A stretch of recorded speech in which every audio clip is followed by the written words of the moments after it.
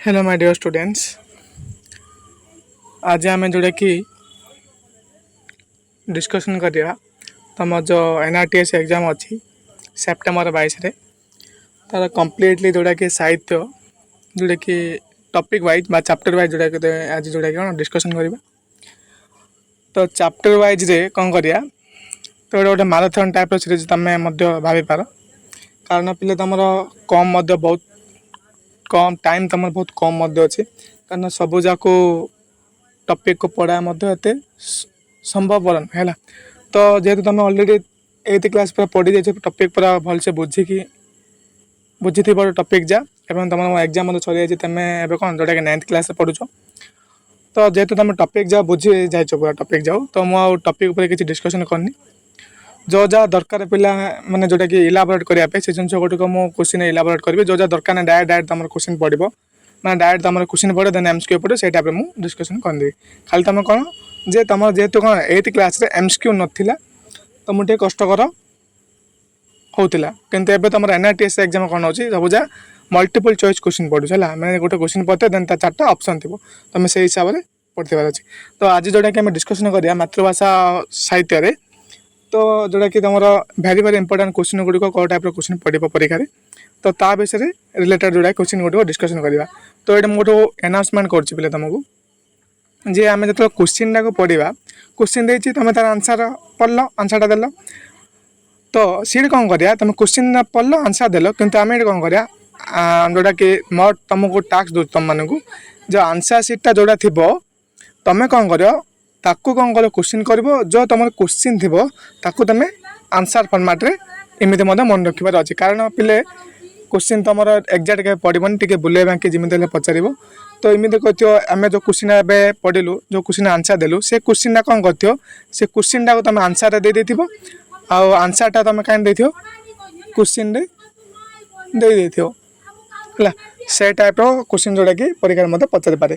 तो माने तुम ये कौन मुझे कहूँ चाहूँगी जे क्वेश्चन थे आंसर मन रखार अच्छे तो आंसर थे क्वेश्चन मन रखार अच्छे तो सीमित आम जोटा कि ट्राए कर मन रखा है जोटा कि तुमको बेनिफिट हम एगेन आगे तो कहीदे जो जहाँ दरकार जे इलाबोरेट कर से जिन गुड़िक इलाबोरेट करी ना पूरा क्वेश्चन दे डायरेक्ट आंसर तुमको जोटा कि डिस्कसन करा बास एति ये टॉपिक ना साहित्य टॉपिक ना आम जिते भी करवा मैथ टॉपिक तो बुझा पड़ो कारण जो मैथ जब न बुझे तो करें जोटा कि ट्रिंग अनुसार बुझेबा साइंस मत बुझा दरकार जो जहाँ जिन बुझा दरकार साइंस से बुझेबा जो जहाँ घुसिया जिन से घुसा टाइप जोटा कि मन रखा कारण तुम अलरेडी पे बुझिक अच्छ टॉपिक जाए ना तो तुम बुझी न बुझिक पास 8th पास नहीं डायरेक्ट 9th पलैच है। तो तुम जेहतु बुझी जाइए देन जो जहाँ दरकार इंपोर्टाट तुमको कनसेप्ट दरकार बुझे से जिन गुड़िक मुझे मैथ और साइंस बुझेदेवी हिस्ट्री जोग्राफी पे बुझा दरकार नहीं कारण से सब जहाँ मसीहा पर डिपेंड कर मसीहा तुम कौन बुझे तुम निजे प्रिपेयर नोट प्रिपेयर कर तुम बुझीपार।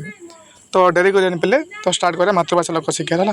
तो पद्य विभाग तुम अच्छे मुख्य महात्मा उद्बोधन शिक्षा दीक्षा जातीय पताक वैशिष्ट विश्वामित्र गद्य विभाग अच्छे रगे सेवा गुरु शिष्य संपर्क दरिया दखल प्रगति मानव धर्म वैज्ञानिक मदमती चैंक आतंक गल्प विभाग किए अच्छे डाक मनीषी दशहरा भेटी एकांक विभाग किए अच्छे सुना नेवल आहुति और वाक्यरण विभाग में जहाँ तुम अच्छी टॉपिक से जोटा डिस्कसन करिया बहुत पे लंग टॉपिक तो आम जब दिन गोटे गोटे टॉपिक मत डिस्कसन करिया तो गोटे गोटे टॉपिक पे बेसी हेल्ले 40टा कि 50टा एमसीक्यू रहा तो दिन जो 40टा 50 एमसीक्यू देखा तो पिला बाकी सब किन कवरिंग कर तो ट्राए कर गोटे दिन 2टा कि 3टा दिन जोटा कि एमसीक्यू डिस्कसन करवा जोटा तुम मत प्रॉफिट हो जिते शीघ्र पे तुम सर तुम से शीघ्र कौन जोटा कि तुम जोटा कि रिविजन स्टार्ट कर है तुम जोटा कि 1 शॉट रिविजन बोली तुम मानिपार बार बार देखिए तुम ट्राए कर माने शीघ्र सारे चेष्टा कले तुम कौन कर बाकी समय जो मो आंसर सीटा तुम क्वेश्चन कर से हिसाब से प्राक्ट कर तुम मत प्रॉफिट हो।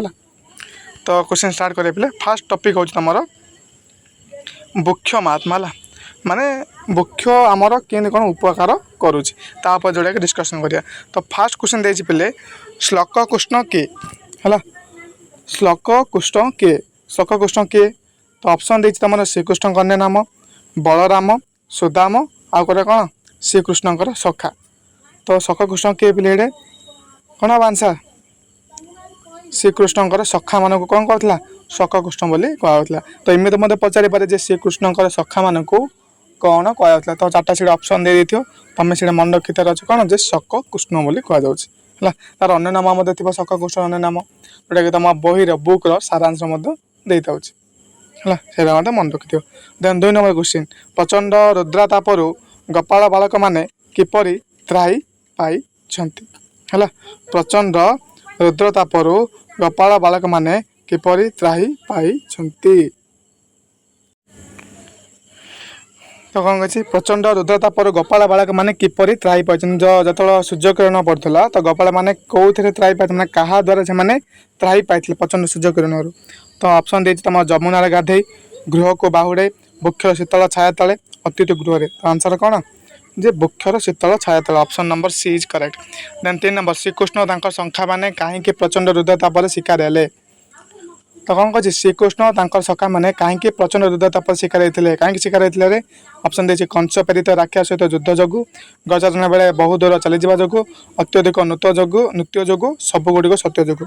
ऑप्शन कौन दे गोचारण बेले बहुत दूर को चली जो कौन सखा मैंने प्रचंड रुद्रतापर शिकार होते। निधाग शब्दर अर्थ कौन निधाग आर अर्थ कौन पे तुम नॉट एंड ग्लोसरी थी तार अर्थ कौन यार ग्रीष्म है। निधाग शब्द अर्थ कौन ग्रीष्म। देन ग्रीष्मर आउ कि समचारित शब्द थी देन तार विपरीत शब्द थी तुम बुक्रे से देख notes glossary notes. Then 5 number है वृक्ष को कवि क्या सह तुलना कर पिले तो वृक्ष को क्या सह तुलना कर कवि क्या तुलना कर सुजन। तो ये कवि किए रे पिले अति बड़ी जगन्नाथ दास है। तो वृक्ष महात्मा कवितार कवि के अति बड़ी जगन्नाथ दास। तो क्या तुलना कर सुजन तुले वृक्ष महात्मा कवितार क्यों ऋतुर घटना वर्णना कराई। तो वृक्ष महात्मा कविता क्यों ऋतुर घटना वर्णना कराई ऑप्शन नंबर ए जोटा कि ग्रीष्म। क्यों मान कृष्ण वृक्षर बहुविध उपादाय वर्णना कराई क्यों मान कृष्ण वृक्षर बहुविध उपादाय वर्णना कराई क्यों मान कृष्ण वृक्षर गोपाल बालक मान 7 नंबर ऑप्शन बी पठित कविता अनुजाई किए श्रीकृष्ण को सखा नुहति। तो जो 4टा ऑप्शन देती भर किए श्रीकृष्ण को सखा नुहति सुदामत कंफर्म विशाल सुबल सुरंजन है किए सखा नुहे 8 नंबरटा सुरंजन है सुदाम विशाल रुबल रह। पयर गद्य रूप कौन रे पय पये पये पयर गद्य रूप इमे मत पचार तार ये हूँ कौन पय यहाँ हूँ पद्य रूप तार गद्य रूप जोड़ा कौन पछुआ हम ना प्राप्त हे ना पुओ माने ना पुरुष माने। तो कौन लगुच पए तो कौन लगुच ऑप्शन एटा तुमको पुओ माने है। ऑप्शन नंबर सी गप बालक माने कहीं दुख अनुभव करुले गप बालक माने कहीं दुख अनुभव करते कहीं दुख अनुभव करते गप बालक माने। ऑप्शन नंबर कौन हम बी सूर्यंकर प्रखर किरण जो जोड़ा कौन अत्यधिक किरण जोड़ा कि पड़ूला जहाँफल कौन प्रचंड किरण जो से कड़े जापारे से जो कौन सूर्य प्रखर किरण जो दुख अनुभव करते। श्रीकृष्ण को कहीं दामोदर बोली कहला कहीं दामोदर बोली संबोधन करते श्रीकृष्ण को कहीं ना माँ यशोदा दौड़ बांधि माँ यशोदा कौन गोटे खंबरे दौड़ बांधि दामोदर बोली कहते। कन्या ए गले तस हो क्यों मानक एठार कन्या बोली कहुए कन्या बोली मीनिंग कर क्या उद्देश्य कहुए कन्या ए तो क्या उद्देश्य कहुए 12 नंबरटा ऑप्शन नंबर सी कपाल बालक मानक है। ए प्राचीन कविता वृक्ष महात्मा सांप्रतिक समाज क्यों दिगप्रति अंगुली निर्देश करुच्ची वृक्ष महात्मा कविताटी क्यों दिगप्रति जोड़ा कि अंगुली निर्देश कर कौ दिग निर्देश दूसरी तुमको कौन हम अविचारित वृक्ष छेदन। देन 14 पठित कविता वृक्ष महात्मा वर्णित वृक्षर महत्वर प्रासंगिकता किपरि पठित कवितार वृक्ष महात्मा वर्णित वृक्षर महत्वर प्रासंगिकता कौ टाइप जोड़ा कि वर्णित कराई कविताटी को समसामयिक समय ना प्राचीन समय ना सर्वकालीन समय ना सबुगुड़िक ठीक बोली कहुँ कौन हम 14 नंबरटा ऑप्शन नंबर सी सर्वकालीन समय है।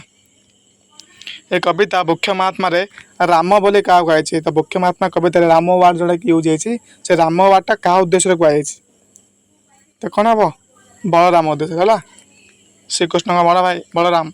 गोपाल बालक माने किपरि तृषा निवारण करछन्ति गोपाल बालक माने किपरि तृषा निवारण करछन्ति ऑप्शन सी कौन जमुनार शीतल जल पान करी कौन जमुनार शीतल जल पान करी। देन क्यों माने क्षुधारे आतुर होता ବୋଲି କୁହାଯାଇଛି। କେଉଁମାନେ କ୍ଷୁଧାରେ ଆତୁର ହୋଇଥିଲେ ବୋଲି କୁହାଯାଇଛି।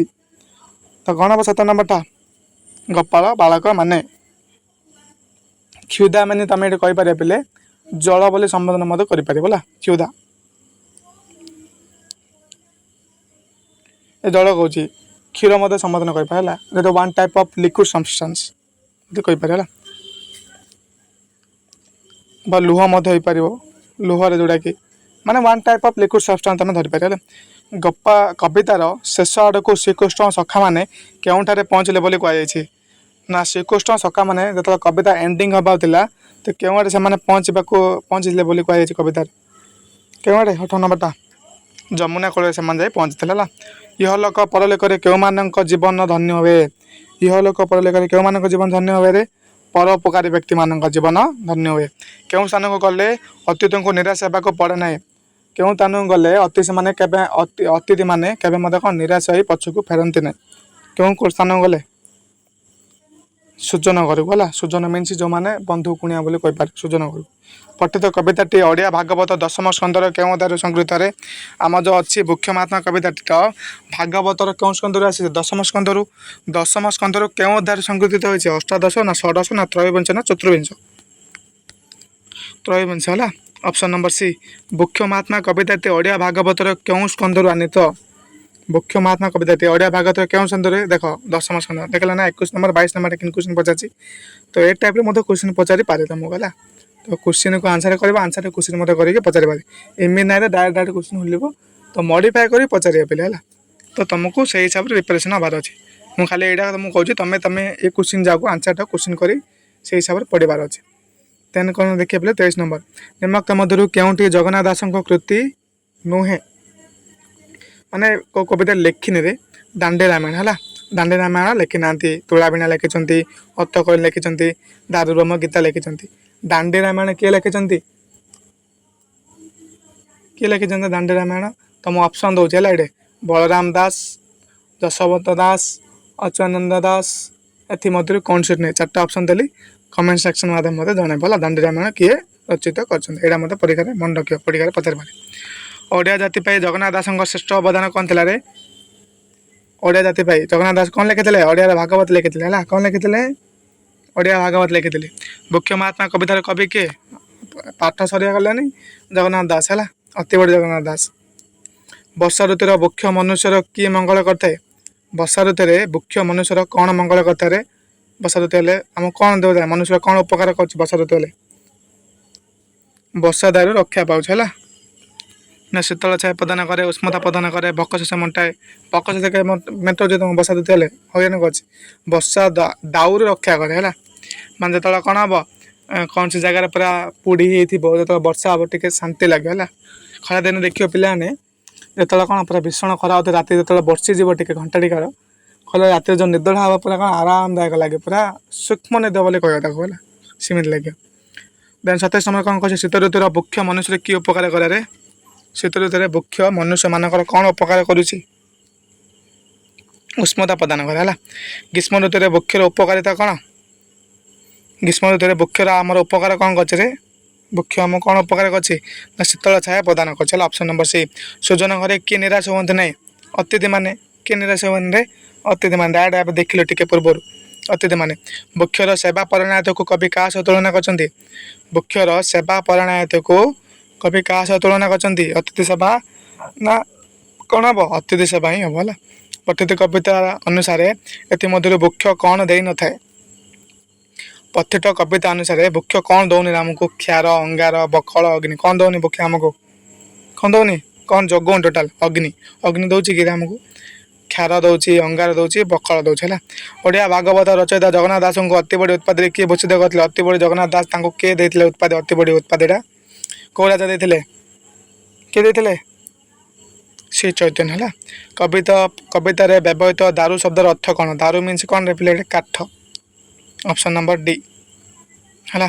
ବୃକ୍ଷର ଭସ୍ମ କେଉଁ କାର୍ଯ୍ୟରେ ବ୍ୟବହୃତ ହୁଏ? ବୃକ୍ଷର ଭସ୍ମ ହୋଇଯିବା କେଉଁ କାର୍ଯ୍ୟରେ ବ୍ୟବହୃତ ହୁଏ?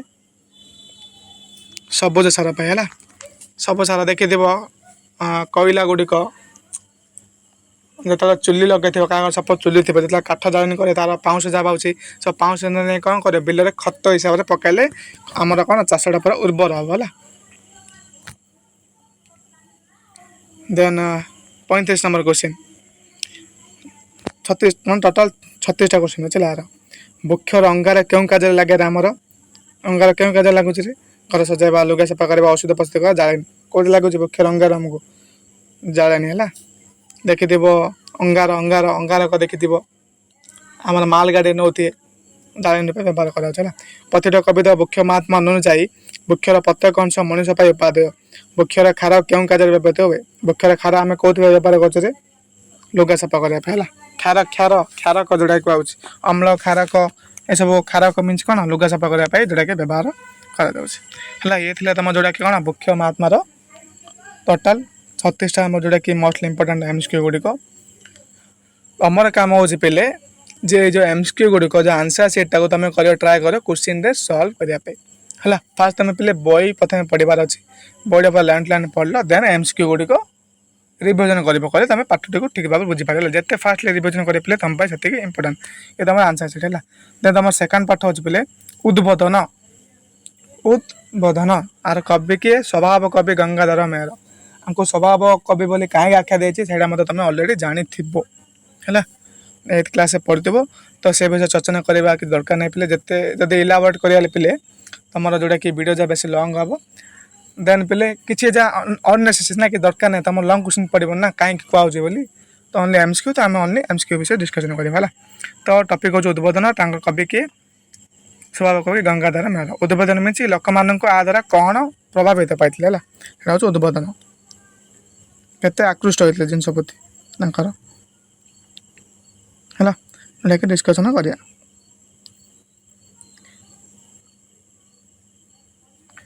କହିଛି କାହାକର ରାଜଦୁଆରେ ସମ୍ମାନ ରହେ ନାହିଁ ହେଲା। ତ ଫାର୍ଷ୍ଟ କ୍ୱେଶ୍ଚିନ୍ କ'ଣ ଉଦ୍ବୋଧନର କହିଛି କାହାର ରାଜଦୁଆରେ ସମ୍ମାନ ରହେ ନାହିଁ କାହାର ଯେଉଁମାନେ ଭାଷାରେ ଦକ୍ଷ ଯେଉଁମାନେ ଭାଷାରେ ଦୁର୍ବଳ ଅଧମମାନଙ୍କର ଉଚ୍ଚ ବୋଲି ସେମାନଙ୍କର କେଉଁମାନଙ୍କ ରାଜଦୁଆରେ ସମ୍ମାନ ରହେ ନାହିଁ ରେ ଅପସନ୍ ନମ୍ବର B ଯେଉଁମାନେ ଭାଷାରେ ଦୁର୍ବଳ ଥିବେ ସେମାନଙ୍କର କ'ଣ ରାଜଦୁଆରେ ସମ୍ମାନ ରହେ ନାହିଁ।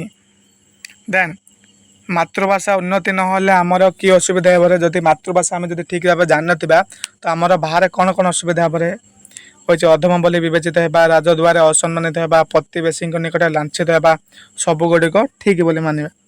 ତ କ'ଣ ହେବ ଆନ୍ସର୍ ସବୁଗୁଡ଼ିକ ଠିକ୍ ମାନେ ତୁମେ ଭାଷା ଯଦି ଜାଣିନଥିବ ପିଲେ ତୁମେ ସପୋଜ୍ ଦେଖ ଆମେ ଓଡ଼ିଆ ଅଧିକାଂଶ ଆମେ ଓଡ଼ିଆ ଯେଉଁଟାକି ଘରର ପିଲା ଆମେ ଯେତେବେଳେ ତେଲୁଗୁ ଏରିଆକୁ ଯିବା ତ ତେଲୁଗୁ ଲୋକମାନେ କ'ଣ କହୁଛନ୍ତି ଯେହେତୁ ଆମେ କ'ଣ ଠିକ୍ ଭାବରେ ବୁଝିପାରୁନେ ଯାହାଫଳରେ କ'ଣ ବୁଝିପାରେ ମାନେ ଯେଉଁଟାକି ଆମ ଲାଙ୍ଗୁଏଜ୍ ପ୍ରୋବ୍ଲେମ୍ ରହୁଛି ହେଲା। ଯେହେତୁ ଆମ ଲାଙ୍ଗୁଏଜ୍ ପ୍ରୋବ୍ଲେମ୍ ରହୁଛି ଆମେ ଠିକ୍ ଭାବରେ ଯଦି ବୁଝିପାରୁନୁ ତ ଆମ ସେଇଟା କ'ଣ ହେବ ଆମକୁ ଲୋକମାନେ କିଛି ଠକିବାର ମଧ୍ୟ ଚାନ୍ସେସ୍ ରହୁଛି ହେଲା। ସେଗୁଡ଼ିକ ମାନେ ଠକି ଦେଇ ପଳାଏ ତୁମକୁ ଯେହେତୁ ତୁମେ ତାଙ୍କ ଲାଙ୍ଗୁଏଜ୍ ବୁଝିପାରୁନ ତ ସେଥିପାଇଁ କହୁଛି କ'ଣ ମାତୃଭାଷା ଯଦି ଉନ୍ନତି ନହେଲେ ଆମର କି ଅସୁବିଧା ହେବ ମିନ୍ସ କ'ଣ ସବୁଗୁଡ଼ିକ ଠିକ୍। ଜ୍ଞାନ କାହାର ଆଶାରେ ବିକଶିତ ହୋଇଥାଏ ତ ଜ୍ଞାନ କାହାର ଆଶାରେ ବିକଶିତ ହେଉଛି ନା ଭାଷା ଜ୍ଞାନର ସହାୟତାରେ ହେଲା। 4 ନମ୍ବର କ୍ୱେଶ୍ଚିନ୍ ମାତୃଭାଷାରେ ଉନ୍ନତି ନ ଘଟିଲେ ଆମର କି ଅସୁବିଧା ହେବରେ ଯଦି ମାତୃଭାଷା ଯଦି ଆମେ ଉନ୍ନତି ନ ଘଟେଇବା ତ ଆମର କ'ଣ ହେବ ସବୁ ଉକ୍ତି ଗୁଡ଼ିକ ଠିକ୍ ହେବ ଯେଉଁଟାକି ଟୀକା ଦେଖିଲି 2 ନମ୍ବର କ୍ୱେଶ୍ଚିନ୍ କବି ଗଙ୍ଗାଧର ମେହେରଙ୍କ ବିଚାରରେ ଅଧମ କିଏରେ ଅଧମ ଯେ ମାତୃଭାଷା ଦୁର୍ବଳ ହେଲା ଯେଉଁମାନେ ମାତୃଭାଷା ପ୍ରତି ଦୁର୍ବଳ ଥିବ ସେମାନଙ୍କୁ କ'ଣ କୁହାଯାଉଛି ଅଧମ ବୋଲି ବିବେଚନା କରାଯାଉଛି ହେଲା। ତ 5ର ଅପସନ୍ B। ଦେନ୍ 6 ନମ୍ବର କ୍ୱେଶ୍ଚିନ୍ ଭାଷା ଜ୍ଞାନ ନଥିଲେ ମନୁଷ୍ୟ କେଉଁ ପଦବାଚ୍ୟ ହୁଏ ଭାଷା ଜ୍ଞାନ ଯଦି ମନୁଷ୍ୟ ଜାଣିନଥିବ ବୋଲେ ସେ କେଉଁଥିରେ ପଦବାଚ୍ୟ ହେବାରେ ମନୁଷ୍ୟ ନା ପଶୁ ତୁଲ୍ୟ ନା ଦେବତା ତୁଲ୍ୟ ସମାନ ହେବ କ'ଣ ହେବ 6 ନମ୍ବରଟା ପଶୁ ତୁଲ୍ୟ ହେଲା। ଭାଷା କାହା ପାଇଁ ଏକ ଦୁର୍ଲଭ ଶକ୍ତି ତ ଭାଷାଟା କାହା ପାଇଁ ଏକ ଦୁର୍ଲଭ ଶକ୍ତିରେ ମନୁଷ୍ୟ ପାଇଁ ହେଲା। ମାତୃଭାଷାର ବଦନ ଦୀପ୍ତ କର ଦେଇ ଧନ ଧ୍ୟାନ ମନ ଏ ଉକ୍ତିଟି ପ୍ରାସଙ୍ଗିକତା କେଉଁଠି ହେଲା ମାତୃଭାଷାର ବଦନ ଦୀପ୍ତ କର ଦେଇ ଧନ ଧ୍ୟାନ ମନ ଏ ଉକ୍ତିଟି ପ୍ରାସଙ୍ଗିକତା କେଉଁଠି କାହାକୁ ବୁଝାଉଛି ରେ 8 ନମ୍ବରଟା ଏହା କବିଙ୍କର ଭାଷା କୈନ୍ଦ୍ରିକ ସ୍ୱାଭିମାନ ହେଲା। ଏହା ମିନିଂ କ'ଣ ନା ଏହା କବିଙ୍କର ଭାଷା କୈନ୍ଦ୍ରିକ ଯେଉଁଟାକି ସ୍ୱାଭିମାନ ଯେଉଁଟାକି ବୁଝାଉଛି ନା ଉକ୍ତିଟା କାହା ଉଦ୍ଦେଶ୍ୟରେ ବୁଝାଉଛି ସେଇଟା ସେ ପଚାରୁଛି ହେଲା। ଦେନ୍ ମାତୃଭୂମି ମାତୃଭାଷାର ମମତା ଯାହା ଉଦୟ ଜନମି ନାହିଁ ତାକୁ ଯଦି ଜ୍ଞାନୀ ଗଣିରେ ଗଣିବା ଅଜ୍ଞାନ ରହିବେ କାହିଁ। ଏ ଉକ୍ତିର ତାତ୍ପର୍ଯ୍ୟ କ'ଣ, ଯେଉଁଟାକି ଆମେମାନେ ପିଲାବେଳେ ହିଁ ଶୁଣି ଆଣିଛୁ, ଟିଚର ମାନେ କହିଦିଏ ଜିନିଷ ଗୁଡ଼ିକ। ଏ ଉକ୍ତିଟା କ'ଣ କାହାକୁ ବୁଝାଉଛି ରେ ଜିନିଷ ଗୁଡ଼ିକ? 9 ନମ୍ବରଟା ମାତୃଭୂମି ଆଉ ମାତୃଭାଷା ଗୋଟେ ଜାତି ପ୍ରତି ଶ୍ରେଷ୍ଠ ତାକୁ ବୁଝାଉଛି ହେଲା। ଏହି ଶୁଭ କର୍ମରେ କିଏ ଉତ୍କଳବାସୀଙ୍କ ସହାୟକ ହୁଅନ୍ତି ବୋଲି କବି ଆଶା ପୋଷଣ କରିଛନ୍ତି। ଶୁଭ କର୍ମରେ କିଏ ଉତ୍କଳବାସୀଙ୍କ ସହାୟକ ହୁଅନ୍ତି ବୋଲି ଆଶା ପୋଷଣ କବି କରିଛନ୍ତି? କିଏ? ଈଶ୍ୱର। ଉଦ୍ବୋଧନ କବିତାଟି ଗଙ୍ଗାଧରଙ୍କ କେଉଁ କାବ୍ୟରୁ ସଂଗୃହୀତରେ? ଉଦ୍ବୋଧନ କବିତାଟି ଗଙ୍ଗାଧରଙ୍କ କେଉଁ କାବ୍ୟରୁ ସଂଗୃହୀତ? ଅର୍ଘ୍ୟଥାଳି ହେଲା। ନିମ୍ନୋକ୍ତ ମଧ୍ୟରୁ କେଉଁଠି ଗଙ୍ଗାଧରଙ୍କ କାବ୍ୟକୃତି ନୁହେଁ? ଗଙ୍ଗାଧରଙ୍କ କେଉଁଠି ଲେଖିନାହାନ୍ତି କବିତା ପୁସ୍ତକ ଭିତରୁ? ତପସ୍ୱିନୀ ଲେଖିଛନ୍ତି, ଇନ୍ଦୁମତୀ ଲେଖିଛନ୍ତି, କିଚକବଧ ଲେଖିଛନ୍ତି। କ'ଣ ଲେଖିନାହାନ୍ତି? ମହାଯାତ୍ରା ହେଲା। ତ ମୋର କ୍ୱେଶ୍ଚିନ୍ ହେଉଛି ମହାଯାତ୍ରା କେଉଁ କବି ଲେଖିଛନ୍ତି?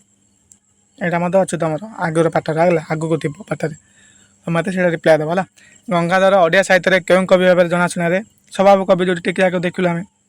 ପଲ୍ଲୀ କବି କିଏ? ନନ୍ଦକିଶୋର ବଳ ହେଲା। ନା ସଚ୍ଚିଦାନନ୍ଦ ରାଉତରାୟ?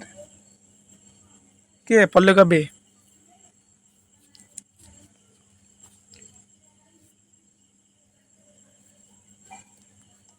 ତ କିଏ ହବ ପଲ୍ଲୀ କବି? ସଚ୍ଚିଦାନନ୍ଦ ରାଉତରାୟ ନା ନନ୍ଦକିଶୋର ବଳ? ଏଇଟା ମଧ୍ୟ ଆନ୍ସର ଦେବ ହେଲା। ଆନ୍ସର ଦିଅ, ତୁମର ପ୍ରଫିଟ୍ ହେବ ନା ଜିନିଷ ଗୁଡ଼ିକ। ଉଦ୍ବୋଧନ କବିତାର କବି କିଏ ରେ? ଯେଉଁଟାକି ଦେଖିଲ ଗଙ୍ଗାଧର ମେହେର। ମନୁଷ୍ୟର ଏଇ ବୁଦ୍ଧି କୌଶଳ ଉତ୍ସ କ'ଣ? ମନୁଷ୍ୟର ବୁଦ୍ଧି କୌଶଳ ଉତ୍ସ କ'ଣ ରହୁଛି ରେ? ନା ଭାଷାରେ ପାରଙ୍ଗମତା। ମଣିଷ ନିଜଠାରୁ ଅଧିକ ବଳଶାଳୀ ଜନ୍ତୁମାନଙ୍କ ଆୟତ୍ତ କରିପାରିଛି କିପରି? ତ ଅଧିକ ବଳଶାଳୀ ଜନ୍ତୁମାନଙ୍କୁ କିପରି ନିଜ ଆୟତ୍ତ ରଖିପାରିଛି ରେ?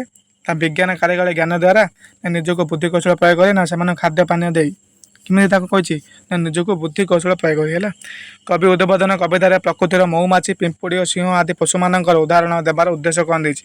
କାରଣ ଉଦ୍ବୋଧନ କବିତାରେ କବି ଯିଏ ଅଛନ୍ତି ମହୁମାଛି, ପିମ୍ପୁଡ଼ି, ସିଂହମାନଙ୍କ ପଶୁମାନଙ୍କ ଉଦାହରଣ କାହିଁକି ଦେଇଛନ୍ତି? ଏଇଠି କ'ଣ ପାଇଁ ଦେଇଛନ୍ତି? 17 ନମ୍ବରଟା ନା କର୍ମ ତତ୍ପରତାର ପ୍ରତି ସଚେତନ କରିବା ପାଇଁ ହେଲା। ନା କର୍ମ ପ୍ରତି ସଚେତନ କରିବା ପାଇଁ କବି ଏଇସବୁ କ'ଣ ପଶୁପକ୍ଷୀମାନଙ୍କର ଉଦାହରଣ ଦେଇଛନ୍ତି। ଶ୍ରମ ସ୍ୱୀକାର କରି କିଏ ତାର ଭଣ୍ଡାରକୁ ପୂର୍ଣ୍ଣ କରେ? ଶ୍ରମ ସ୍ୱୀକାର କରି କିଏ ତାର ଭଣ୍ଡାରକୁ ପୂର୍ଣ୍ଣ କରୁଛି? ପିପିଲିକା ହେଲା। ପଠିତ କବିତା ଅନୁଯାୟୀ କାହା ମୁହଁରେ ଆହାର ପଶେ ନାହିଁ? ପଠିତ କବିତା ଅନୁଯାୟୀ କାହା ମୁହଁରେ ଆହାର ପଶେ ନାହିଁ? ଶୋଇଥିବା ସିଂହ ମୁହଁରେ ହେଲା। ଶକ୍ତିଶାଳୀ ହୋଇ ମଧ୍ୟ ସୁପ୍ତ ସିଂହ କି ଅସୁବିଧା ଭୋଗରେ? ଶକ୍ତିଶାଳୀ ହୋଇ ମଧ୍ୟ ସୁପ୍ତ ସିଂହ କେଉଁ ପ୍ରକାର ଅସୁବିଧା ଭୋଗୁଛି? ଅଭୁକ୍ତ ରହେ ହେଲା, ଅଭୁକ୍ତ ରହେ। କେଉଁ ଶୁଭ କର୍ମରେ ଅଗ୍ରସର ହେବା ପାଇଁ କବି ଉପଦେଶ ଦେଇଛନ୍ତି? କେଉଁ ଶୁଭ କର୍ମରେ ଅଗ୍ରସର ହେବା ପାଇଁ କବି ଉପଦେଶ ଦେଇଛନ୍ତି? ମାତୃଭାଷା ଶିକ୍ଷା ଜ୍ଞାନ ହାସଲ କରିବାକୁ ହେଲା। 22 ନମ୍ବର ମାତୃଭାଷା ପଥ ଛୁଇଁବାକୁ କରେ, ଅନ୍ୟ କେଉଁ ଜାତି ଲଜ୍ଜାବୋଧ କରେ? ଏ କେଉଁ ପ୍ରକାର ଉକ୍ତିରେ ଆମର? ମାତୃଭାଷା ପଥି ଛୁଇଁବାକୁ କରେ, ଅନ୍ୟ କେଉଁ ଜାତି ଲଜ୍ଜାବୋଧ କରେ? ଏ କି ପ୍ରକାର ଉକ୍ତି ଆମର? ବ୍ୟଙ୍ଗୋକ୍ତି ହେଲା। କେଉଁ ପ୍ରକାର ଉକ୍ତି? ବ୍ୟଙ୍ଗୋକ୍ତି। କେଉଁ ଦେଶରେ କବି ଉତ୍କଳବାସୀଙ୍କୁ ଆହ୍ୱାନ ଦେଇଛନ୍ତି? କେଉଁ ଦେଶରେ? ନା ଭାଷା ଜାତିର ଉନ୍ନତି ପ୍ରତି ହେଲା। ଓଡ଼ିଶାର ଜନମାନସରେ କେଉଁ କଥା ଲକ୍ଷ୍ୟ କରି କବି ମର୍ମାୟିତ ହୋଇଛନ୍ତି? ଓଡ଼ିଶାର ଜନମାନସରେ କେଉଁ କଥାକୁ ଲକ୍ଷ୍ୟ କରି କବି ମର୍ମାୟିତ ହୋଇଛନ୍ତି ରେ? ଜଡ଼ତା ଆଉ କ'ଣ? ଉଦ୍ୟମହୀନତା। ପକ୍ଷୀମାନେ ଦୂରକୁ ଦୂର ଉଡ଼ିଯିବାର କାରଣ କ'ଣ? ଖାଦ୍ୟ ଅନ୍ୱେଷଣ। ଖାଦ୍ୟ ଖୋଜିବା ପାଇଁ ସେମାନେ ଦୂର ଦୂରକୁ ଯେଉଁଟାକି ଉଡ଼ିବାକୁ ଯାଆନ୍ତି। ସକାଳ ହେଲେ ପକ୍ଷୀମାନେ କେଉଁଠାରେ ଉଡ଼ନ୍ତି ରେ? ଦୂରକୁ ହେଲା ଉଡ଼ି ଯାଆନ୍ତି। ପକ୍ଷୀମାନଙ୍କୁ କବି ବିହଙ୍ଗନ ବୋଲି କାହିଁକି କହିଛନ୍ତି? ମାନେ କାହିଁକି ପକ୍ଷୀମାନଙ୍କୁ ବିହଙ୍ଗମ ୱାର୍ଡ଼ ୟୁଜ୍ କରିଛନ୍ତି କବି? ଏଇଠି ସ୍ୱଭାବ କବି। ନା ଆକାଶରେ ଗମନ କରୁଥିବାରୁ ବିହଙ୍ଗମ ବୋଲି କୁହାଯାଉଛି ହେଲା। କାରଣ ତାଙ୍କ ପର ଅଛି। କାହାର ଉପସ୍ଥିତିରେ ପ୍ରକୃତିରେ କର୍ମଚଞ୍ଚଳତା ଦେଖାଯାଏ? କାହାର ଉପସ୍ଥିତିରେ ପ୍ରକୃତିରେ କର୍ମଚଞ୍ଚଳତା ଦେଖାଯାଏ?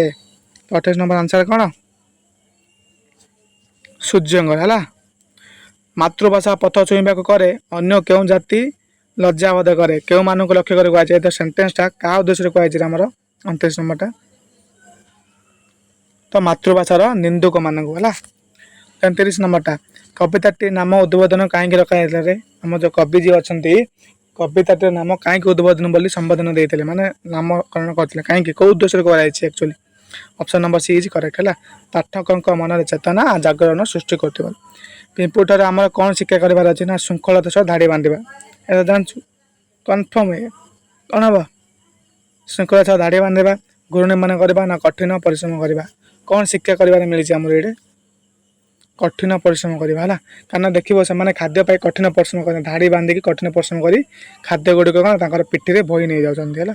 ତ କଠିନ ପରିଶ୍ରମ କରିବା ଶିକ୍ଷା ରହିଛି। ମହୁମାଛି ସମ୍ବନ୍ଧରେ କବି କ'ଣ ଉଲ୍ଲେଖ କରିଛନ୍ତି ଏଇଟା? ମଧୁ ସଂଗ୍ରହ କଥା ଏଇଟା ମଧ୍ୟ ଠିକ୍ ଅଛି। ଅଗମ ସ୍ଥାନରେ ବିଚରଣ କରା ଏଇଟା ମଧ୍ୟ ଠିକ୍ ଅଛି। ଆଲସ୍ୟ ପରିତ୍ୟାଗ କଥା ଏଇଟା ମଧ୍ୟ ଠିକ୍ ଅଛି।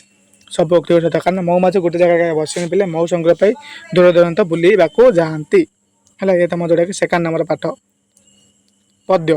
ଦେନ୍ ଯିବା ଥାର୍ଡ଼ ନମ୍ବର ପିଲା ହେଲା, ଶିକ୍ଷା ଦୀକ୍ଷା। ତ କବି କିଏ? ବୈଷ୍ଣବ ପାଣି ହେଲା।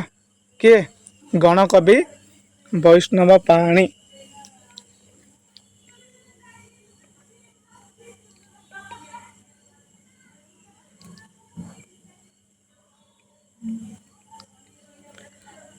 ତ ଦେଖିବା MCQ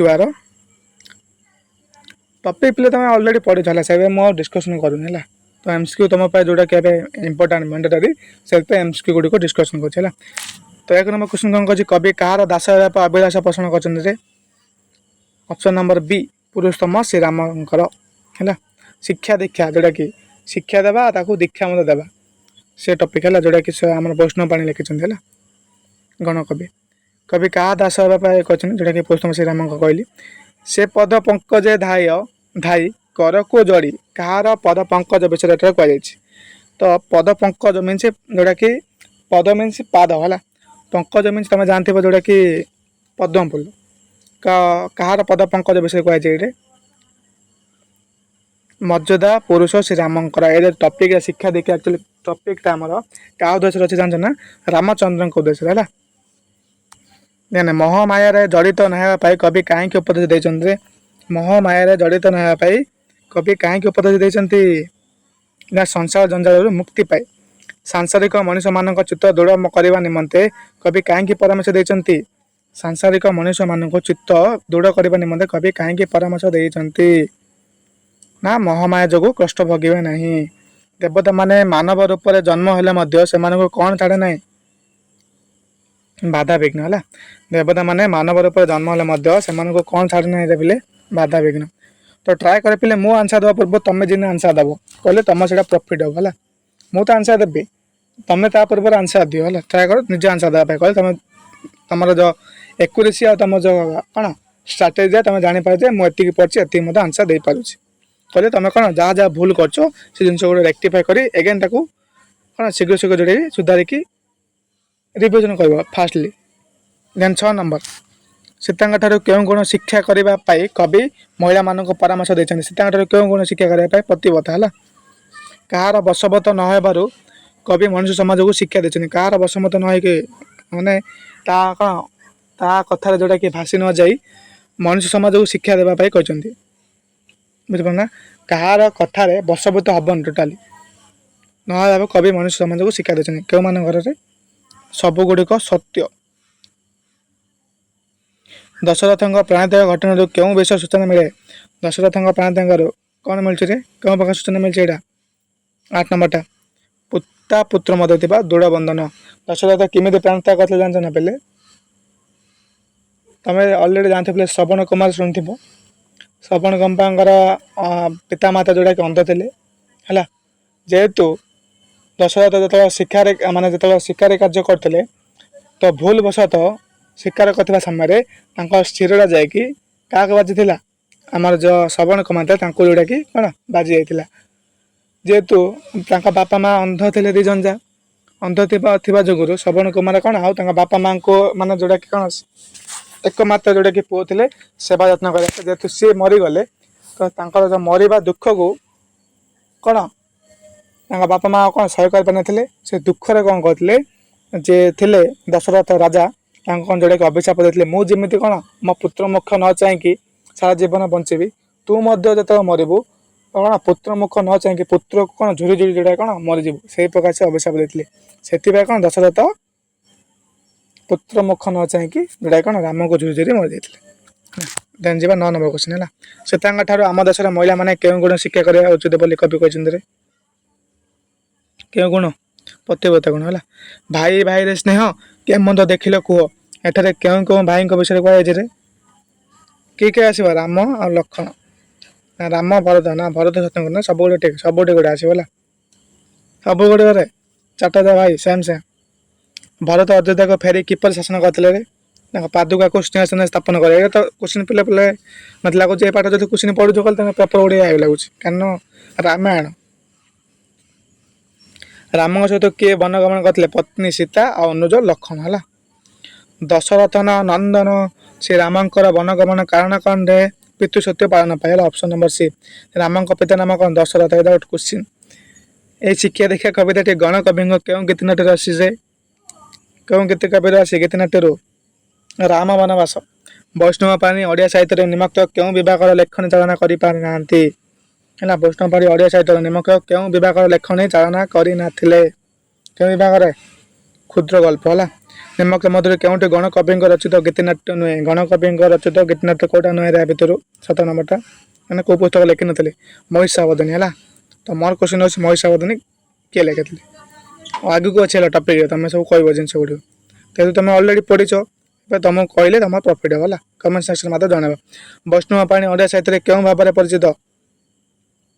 ଗଣକବି ଭାବରେ ହେଲା। ଶିକ୍ଷା ଦୀକ୍ଷା କବିତାର କବି କିଏ? ବୈଷ୍ଣବ ପାଣି। ଦୀକ୍ଷା ଶବ୍ଦର ଅର୍ଥ କଣ ରେ ପିଲେ? ଦୃଢ଼ ସଂକଳ୍ପ ନେବା। କଣ ନେବା? ଦୃଢ଼ ସଂକଳ୍ପ କରିବା। ପଦ ପଙ୍କଜ, ଏଠାରେ ପାଦକୁ କାହା ସହିତ ତୁଳନା କରାଯାଇଛି ରେ? କାହା ଥିଲେ? ଫୁଲ, କଇଁ ଫୁଲ, ପଦ୍ମ, କଣ ସହିତ ନାହିଁ? କାହା ସହିତ ତୁଳନା କରାଯାଇଛି ରେ? ପଦ୍ମ ହେଲା। ଭିକାରର ପଛେ ସତ୍ୟ ବାଟ ନ ଛାଡ଼, ଏହାର ତାତ୍ପର୍ଯ୍ୟ କଣ ରେ? ଭିକ୍ଷା କର ପଛେ ସତ୍ୟ ବାଟ ନ ଛାଡ଼। ଭିକ୍ଷାକୁ ଆପଣେଇ ନେଇଯିବ କି ନା, କିନ୍ତୁ ସତ୍ୟର ବାଟକୁ କେବେ ହେଲେ ଛାଡ଼ ନାହିଁ। ତାର ମିନିଂ କଣ ହେଲା? ଭିକ ମାଗି ବଞ୍ଚିବାକୁ ହେଲେ ମଧ୍ୟ ସତ୍ୟ ପଥକୁ ଛାଡ଼ ନାହିଁ। ଭିକ ମାଗି ବଞ୍ଚିବାକୁ ହେଲେ ମଧ୍ୟ ସତ୍ୟ ପଥକୁ ଛାଡ଼ ନାହିଁ, ଏଇଟା କୁହାଯାଇଛି। ଏହି ଶିକ୍ଷା ଦୀକ୍ଷା କବିତାର ପ୍ରଥମ 4 ଧାଡ଼ି ମଧ୍ୟରେ କେଉଁ ବିଷୟ ଶିକ୍ଷା ଦିଆଯାଇଛି? ତ ପ୍ରଥମ 4ଟା ଧାଡ଼ି ଯୋଉ ଅଛି ଶିକ୍ଷା ଦୀକ୍ଷାରେ, ତ 4ଟା ଧାଡ଼ିରେ ଆମକୁ କଣ ଶିକ୍ଷା ମିଳିବ? ମାନେ ସେ 4ଟା ଧାଡ଼ିରେ ଆମକୁ କଣ ଶିଖିବାକୁ ମିଳୁଛି ରେ? ସବୁ ଗୁଡ଼ିକ ଠିକ, ମାନେ ସେ ପିତୃଭକ୍ତି ରହୁଛି, ଭାତୃସ୍ନେହ ମଧ୍ୟ ରହୁଛି, ସତ୍ୟନିଷ୍ଠା ମଧ୍ୟ ରହୁଛି ହେଲା। ସବୁ ଗୁଡ଼ିକ ଠିକ। Option number D. ପଠିତ କବିତାରେ ବର୍ଣ୍ଣିତ ହନୁ କିଏ ରେ? ହନୁମାନ। ଲଙ୍କାକୁ ସୁବର୍ଣ୍ଣଗଡ଼ କୁହାଯିବା ତାତ୍ପର୍ଯ୍ୟ କଣ? କାହିଁକି କୁହାଯାଉଛି ଲଙ୍କାକୁ? ନା ସୁନାରେ ନିର୍ମିତ ହେଇଥିବ, ତାକୁ ସୁବର୍ଣ୍ଣଗଡ଼ ବୋଲି କୁହାଯାଉଛି। ଭରତଙ୍କୁ ପ୍ରବାଦନ ଦେବା ପାଇଁ ରାମ କଣ କରିଥିଲେ? ନିଜ ପାଦୁକାକୁ ପ୍ରଦାନ କରିଦେଇଥିଲେ ହେଲା। କଣ କରିଥିଲେ? ନିଜ ପାଦୁକାକୁ ଦେଇ ଦେଇଥିଲେ। ନା ପିତୃ ସହିତ ପାଳନ କରି ସେ ବଚନବଦ୍ଧ ହୋଇ କହିଥିଲେ। ଅଯୋଧ୍ୟାକୁ ଫେରି ଯିବା ପାଇଁ ପ୍ରଜାମାନଙ୍କୁ ଦୁଃଖ ବୁଝେଇବାକୁ କହିଥିଲେ। ସବୁ ଗୁଡ଼ିକ ସତ୍ୟ ହେଲା। 3ଟା ଯାକ ଠିକ ହେଲା। A B C means option D is correct. ସବୁ ଯାହା ହବ। ଅଯୋଧ୍ୟା ଫେରିବାକୁ ରାମଚନ୍ଦ୍ର ମନା କଲେ କାହିଁକି? କାହିଁକି କହିଥିଲେ ରେ? କାରଣ ସେ ସତ୍ୟ ଭଙ୍ଗ ହେବେ। ଯେହେତୁ ପିତାଙ୍କୁ କଣ, ପିତାଙ୍କୁ କହିକି ଆସିଛନ୍ତି ଯେ କଣ, ମୁଁ 14 ବର୍ଷ ବନବାସ ଯିବି ବୋଲି, ପିତୃ ସତ୍ୟ ପାଳନ କରୁଛନ୍ତି, ସେଥିପାଇଁ କଣ ସତ୍ୟକୁ ଭଙ୍ଗ କରିବେନି ବୋଲି ସେ ମନା କଲେ।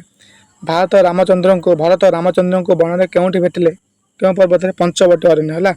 କେଉଁ ପର୍ବତ? ନା ଚିତ୍ରକୂଟ ପର୍ବତ। ଚିତ୍ରକୂଟ ପର୍ବତ ହେଲା। ପଞ୍ଚବଟୀ ଅରଣ୍ୟ କୋଉ ଦେଖିଲେ? ପଞ୍ଚବଟୀ ଅରଣ୍ୟରେ କାହାକୁ ଦେଖିଥିଲେ?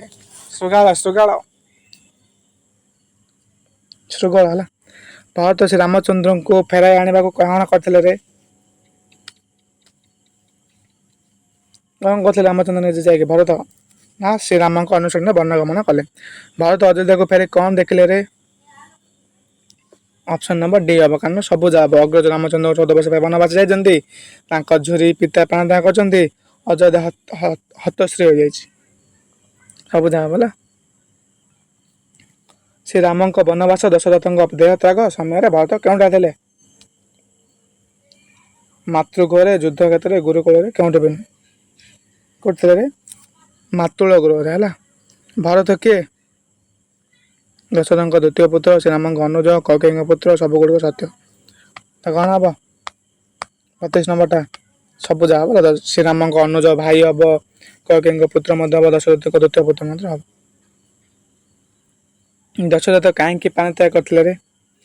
ପୁତ୍ରଙ୍କୁ ଝୁରୁଝୁରି ରାମଙ୍କୁ ବନଗମନ ଦୁଃଖକୁ ସହ୍ୟ କରି ନ ପାରି। କାହା କରୁଣାରେ? ରାମ ଭକ୍ତ ମହାବୀର ହନୁମାନ ସୁବର୍ଣ୍ଣଗଡ଼କୁ ଜିଣି ବାହାରିଥିଲେ। କାହାର କରୁଣାରୁ ରେ? ରାମଙ୍କ ଆଦେଶକୁ ମାନି। କବିଙ୍କ ଦ୍ୱାରା ବର୍ଣ୍ଣିତ ସୁବର୍ଣ୍ଣଗଡ଼ କାହାକୁ କୁହାଯାଉଥିଲା? ଲଙ୍କା ନଗରୀ ହେଲା। କବି ନିଜକୁ ମୋଡ଼ ବୋଲି କାହିଁକି କହିଛନ୍ତି ରେ? ନା ଈଶ୍ୱର ନିକଟରେ ନିଜକୁ ସମାପ୍ତି ଦେଇଥିବାରୁ ହେଲା। ଈଶ୍ୱରଙ୍କ ନିକଟରେ ନିଜକୁ ସମାପ୍ତି ଦେଇଥିବାରୁ କବି କ'ଣ ଯେଉଁଟାକି ନିଜକୁ ମୂଢ଼ ବୋଲି କହିଛନ୍ତି। ଇଏ ଥିଲା ତମ କ'ଣ ଶିକ୍ଷା ଦୀକ୍ଷା। ଦେନ୍ ଯିବେ ପିଲା ଆମର ଜାତୀୟ ପତାକା। ଏଇଟା ମଧ୍ୟ ତମେ ବେଶୀ ପଢ଼ି ଆସିଲା। ଜାତୀୟ ପତାକା ଅଲରେଡ଼ି ପଢ଼ିଛ।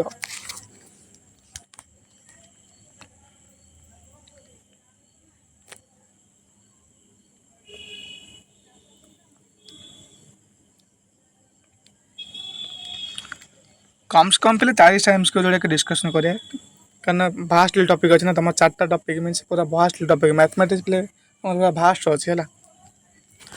तो जातीय पताकार कवि किए पिले ये गदा बरिश मिश्र है किए गदा बरिश मिश्रम। तो फास्ट क्वेश्चन कौन रोचे पिले आम जातीय पताकार मध्य भाग में कौन सभा पाचे रे जातीय पताकार मझे कौन रोचे रे आमर अशोक चक्र है कौन रोचे अशोक चक्र। जातीय पताका कहार प्रतीक बोली कहुचे पिले प्राण असीम त्याग गर्व गौरव सम्मान सब गुड़िक है ऑप्शन डी करेक्ट। आम जातीय पताका क्यों निर्मित कन्नारे प्लास्टिक कागज पॉलिथिन क्यों उड़ूचे कन्नारे है। पठित कवित व्यवहित व्यायाम शब्दर प्रतिशब्द कौन व्यायाम व्यायाम शब्दर प्रतिशब्द कौन 4 ए आकाश है। ये कविता कवि पद्य रूप में व्यवहार कर शब्द कौन पद्य रूप जोड़ा कि व्यवहार होता है गद्य रूप नहीं है पद्य रूप व्यवहार होता है सैन सबीब शोए ए सब गुड़िक कौन हम 5 नंबरटा आंसर सब है सैन यहाँ हूँ पद्य रूप जदि गद्य रूप कले सैन्य सबीब मीनस आर गद्य रूप कर शोए आर गद्य रूप कर ये सब कौन अच्छे तुम पद्य रूप अच्छे है गद्य रूप कर सब जा पद्य रूप।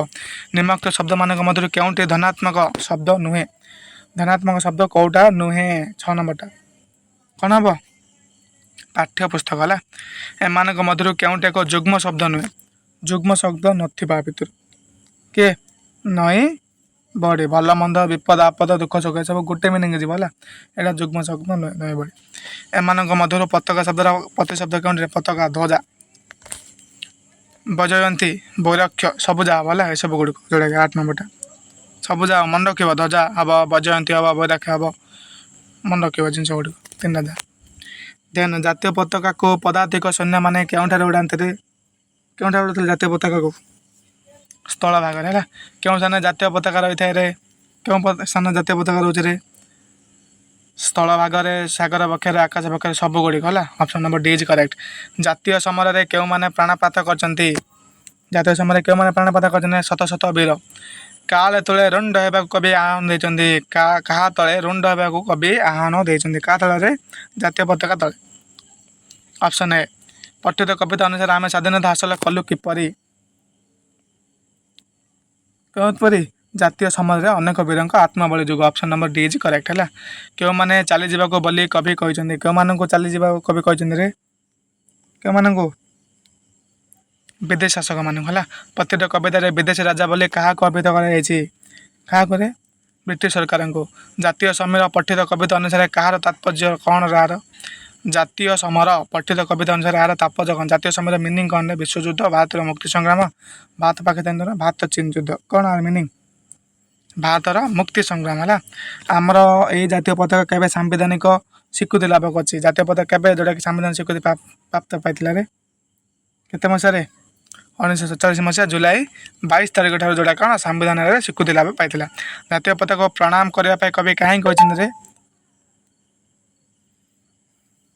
कहीं कहते ना या जातिर देवता या कने खंडा माता नहीं या अशोचक स्थानित होगा जो धार्मिक रंग स्थानित ना या जातिर देवता रूपे एवं प्रणाम करा कवि कहते। जाति वैरक्ष पठित कविता क्या लक्ष्य कर जाति वैरक्ष क्या उद्देश्य कहुई जातीय पताका जातीय पताका उद्देश्य कहुई।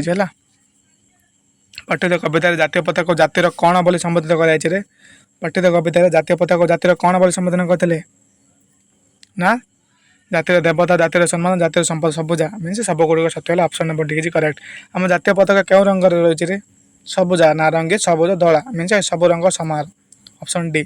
पठित कविता कवि अमूल्य संपद भाव में क्या कवित कर पठित कविता कवि अमूल्य संपद बोले क्या कवित कर ऑप्शन नंबर सी जातीय पताका है। जातीय पताका पवन सतह किपर उड़े ଫରଫର ହେଇ ଉଡ଼ିଲେ କିପରି ଉଡ଼େ ଫରଫର। ନିମ୍ନଲିଖିତ କାବ୍ୟ ଗ୍ରନ୍ଥ ମଧ୍ୟରୁ କେଉଁଠି ଗଦାବରୀଶ ମିଶ୍ରଙ୍କ ରଚିତ କାବ୍ୟ ନୁହେଁ? କେଉଁଠି ଗଦାବରୀଶ ରଚିତ ଲେଖିନା ଭିତରୁ ପୁସ୍ତକ ସବୁ ଜାଗାରେ ମନେ ରଖିବେ ପିଲେ ହେଲା। କିଏ କ'ଣ ଲେଖିଛନ୍ତି ଚିଲିକା କେଉଁଟା ଲେଖିଛନ୍ତି କେଉଁଟା ଲେଖିନାହାନ୍ତି ସେ ଯା ମଧ୍ୟ ମନେ ରଖିବେ, କାରଣ ଏମିତି କୋଶ୍ଚିନ୍ ଯେଉଁଟା ଗୋଟେ କି ଦୁଇଟା କୋଶ୍ଚିନ୍ ପାଇବ ତମେ PIQରେ ହେଲା। ପିଲାମାନଙ୍କ ପାଇଁ ରଚିତ ନିମ୍ନୋକ୍ତ ପୁସ୍ତକମାନଙ୍କ ମଧ୍ୟରୁ କେଉଁଠି ଗଦାବରୀଶ ମିଶ୍ରଙ୍କ ଲିଖିତ ପୁସ୍ତକ ନୁହେଁ? ଗଦାବରୀଶ ମିଶ୍ର କେଉଁ ପୁସ୍ତକ ଲେଖିନଥିଲେ ୟା ଭିତରୁ? ବନର ମନ କଥା ହେଲା। ତାଙ୍କ ରଚିତ ଆତ୍ମଜୀବନୀଙ୍କ ନାମ କ'ଣ ଥିଲା? ଯେଉଁ କବିତାରେ ଅଛି ଗଦାବରୀଶ ମିଶ୍ର ତାଙ୍କର ଆତ୍ମଜୀବନୀ ନାମ କ'ଣ ଥିଲା ରେ? କ'ଣ? ଅଧ ଶତାବ୍ଦୀର ଓଡ଼ିଶା ତହିଁରେ ମୋ ସ୍ଥାନ। କ'ଣ ଥିଲା? ଅଧ ଶତାବ୍ଦୀ ଓଡ଼ିଶା ତହିଁରେ ମୋ ସ୍ଥାନ। କେଉଁ ଭାବରେ ଓଡ଼ିଆ ସାହିତ୍ୟର ତାଙ୍କର ଖ୍ୟାତି ରହିଛି? କେଉଁ ଭାବରେ ଓଡ଼ିଆ ସାହିତ୍ୟ ତାଙ୍କର ଖ୍ୟାତି ଅର୍ଜନ ରହିଛି? କ'ଣ? କବି ଭାବରେ ନାଟକର ଅପନ୍ୟାସ ତିନିଟା ଯାହା ପାଇଛନ୍ତି ହେଲା। ତ ସବୁ ଗୁଡ଼ିକ ଠିକ୍। ନିମ୍ନଲିଖିତ ମଧ୍ୟରୁ ଗଦାବରୀଶ ମିଶ୍ରଙ୍କ ପରିଚୟ କେଉଁଠି? ସବୁ ଯାହା ହବ। ଗୋପବନ୍ଧୁ ଦାସଙ୍କ ସହକର୍ମୀ ସତ୍ୟବାଦୀ ବନ୍ଦ୍ୟୋପାଧ୍ୟାୟ ଶିକ୍ଷକ ଓଡ଼ିଶା ସରକାରଙ୍କ ଶିକ୍ଷାମନ୍ତ୍ରୀ ସବୁ ଗୁଡ଼ିକ ଠିକ୍ ହେଲା। ଓଡ଼ିଶା ସରକାରଙ୍କ ଶିକ୍ଷାମନ୍ତ୍ରୀ କିଏ ଥିଲେ? ଗଦାବରୀଶ ମିଶ୍ର। ମନେ ରଖିବ ଜିନିଷ ଗୁଡ଼ିକ। ତ ତମ ଦାୟିତ୍ୱ ପିଲେ ଆନ୍ସରଟାକୁ କୋଶ୍ଚିନ୍ କରି ଯେଉଁଟାକି ମନେ ରଖିବା ପାଇଁ। ଏହି କବିତାରୁ କବିଙ୍କର କେଉଁ ପ୍ରକାର ଭାବ ପ୍ରକଟିତ ହେଉଛି? କେଉଁ ପ୍ରକାର ଭାବ ପ୍ରକଟିତ ହେଉଛି ରେ? ନା ଜାତୀୟତାବାଦର ଭାବଧାରା। ଜାତୀୟ ପତାକା ଫରଫର ଉଡ଼ିଲେ ଆମର ଉଦୟ ନାଚି ଉଠିବ। କାହିଁକି ନାଚି ଉଠିବ ଯେ? କାରଣ ଏହା ଆମର ଗର୍ବ ଗୌରବ ମଧ୍ୟ ହେବ। ରଙ୍ଗ ଗୁଡ଼ିକ ଧାର୍ମିକ ଭାବ ସହିତ ଜଡ଼ିତ ଅସହଯୋଗ ସ୍ଥାନିତ ହୋଇଥିବା ଯୋଗୁଁ ସବୁ ଗୁଡ଼ିକ ଠିକ୍ ହେଲା। 30ରୁ ନା କ'ଣ ହବ? ଏ ଆମର ଗର୍ବ ଗୌରବର ପ୍ରତୀକ ଥିବ କ'ଣ ଯେଉଁଟାକି ଆମ ମନ ନାଚି ଉଠୁଛି ହେଲା। BC ହେବନି, ଅପସନ୍ କ'ଣ ହବ? ଏ ହିଁ ହବ, କାରଣ ଆମ ଗର୍ବ ଗୌରବର ପ୍ରତୀକ ଯେଉଁଟାକି ଦର୍ଶାଉଛି। ପ୍ରତିଟା କବିତା ଅନୁସାରେ କିଏ ଆମ ଜାତିର ଟେକ ରଖିବା ପାଇଁ କହିଛନ୍ତି ରେ? ଜାତୀୟ ପତାକା ହେଲା। Option D। କବି ଜାତୀୟ ପତାକାର ମହତ୍ତ୍ୱକୁ କିପରି ଭାବେ ବର୍ଣ୍ଣନା କରିଛନ୍ତି ରେ? କିପରି ବର୍ଣ୍ଣନା କରିଛନ୍ତି? ସବୁ ଗୁଡ଼ିକ ମିନ୍ସ ସ୍ୱାଧୀନତାର ସ୍ମାରକ, ଜାତିର ଅମୂଲ୍ୟ ସମ୍ପଦ, ଜାତିର ବୈରକ୍ଷ ସବୁ ଗୁଡ଼ିକ ଠିକ୍। ଗଦାବରୀଶ ମିଶ୍ର ଓଡ଼ିଶାରେ କେଉଁଠାରେ ଜନ୍ମଗ୍ରହଣ କରିଥିଲେ? କେଉଁଠି ଜନ୍ମଗ୍ରହଣ କରିଥିଲେ? କେଉଁଠି ମରିଥିଲେ? କେବେ ହେଇଥିଲେ? କେବେ ଜନ୍ମ ହୋଇଥିଲେ? କେବେ ମରିଥିଲେ? ଏସବୁ ଜିନିଷ ଗୁଡ଼ିକ ମଧ୍ୟ ମନେ ରଖିବ ହେଲା। ମସିହା ଗୁଡ଼ିକ ପରୀକ୍ଷା ମଧ୍ୟ ପଚାରିବାର ଚାନ୍ସେସ୍ ମଧ୍ୟ ଅଛି। ତ ଖୋର୍ଦ୍ଧା ଜିଲ୍ଲାର ବାଣପୁରଠାରେ କୋଉଟେ? ଖୋର୍ଦ୍ଧା ଜିଲ୍ଲାର ବାଣପୁରଠାରେ। ଜାତୀୟ ପତାକା କବିତାର କବି କିଏ ରେ? ଗଦାବରୀଶ ମିଶ୍ର। ବାଟ କଟିଯିବ ସମୀର ସତେ ଏହା କୁହାଯିବାର କାରଣ କ'ଣ? ବାଟ କାଟିଯିବ ସମୀର ସତେ ଏହାର କୁହାଯିବା କାରଣ କ'ଣ ରେ? ନା ପବନ ବେଗ ଏହାର ପ୍ରତିହତ କରିପାରିବ ନାହିଁ। କବିତା ଜାତୀୟ ପତାକାର କବିଙ୍କର କେଉଁ ରଚନାରେ ପ୍ରତିଫଳିତ ରେ? ଜାତୀୟ ପତାକା ପ୍ରତି ସମ୍ମାନ, ସ୍ୱଦେଶ ପ୍ରେମ, ସୌନ୍ଦର୍ଯ୍ୟ ଚେତନା ଏସବୁ ଗୁଡ଼ିକ ଠିକ୍। ତ କ'ଣ ହବ ଆନ୍ସର୍? ସବୁ ଗୁଡ଼ିକ ଠିକ୍। ମାନେ ଜାତୀୟ ପତାକା ପ୍ରତି ସମ୍ମାନ ରହିବ, ସ୍ୱଦେଶ ପ୍ରେମ ରହିବ, ସୌନ୍ଦର୍ଯ୍ୟ ଚେତନା ରହିବ ସବୁ ଯାହା ହେଲା। ତ ଆଜି ପାଇଁ ପିଲେ ଏତିକି ଯେଉଁଟାକି ଡିସ୍କସନ୍ କରିଛୁ। ଦେନ୍ ନେକ୍ସଟ ଭିଡ଼ିଓରେ ବାକି ଆମ ଯାହା ଅଛି ପଦ୍ୟ ତାକୁ ଡିସ୍କସନ୍ କରିବା। ଦେନ୍ ଗଦ୍ୟ ପାଠ ଗୁଡ଼ିକ ଡିସ୍କସନ୍ କରିବା। ମୁଁ ଖାଲି ପିଲେ MCQ ଗୁଡ଼ିକ ଡିସ୍କସନ୍ କରିବି, କାରଣ ଟପିକ୍ କଭର୍ କରିବା ପିଲେ ସମୟ ନାହିଁ। ତ ମୁଁ ଯେଉଁ ଆନ୍ସର୍ କରିବା ପୂର୍ବରୁ ତୁମେ କ'ଣ କରିଥିବାର ଅଛି ଯେ ଆନ୍ସର୍ ଗୁଡ଼ିକ ଫଟାଫଟ କହୁଥିବାର ଅଛି ହେଲା। ତ ରହୁଛି, ଜୟ ଜଗନ୍ନାଥ। ଦେଖା ହେବା କ'ଣ ଆଉ ଗୋଟେ ନେକ୍ସଟ ଭିଡ଼ିଓରେ। ତ ଥ୍ୟାଙ୍କ ୟୁ ଏଭ୍ରିୱାନ୍।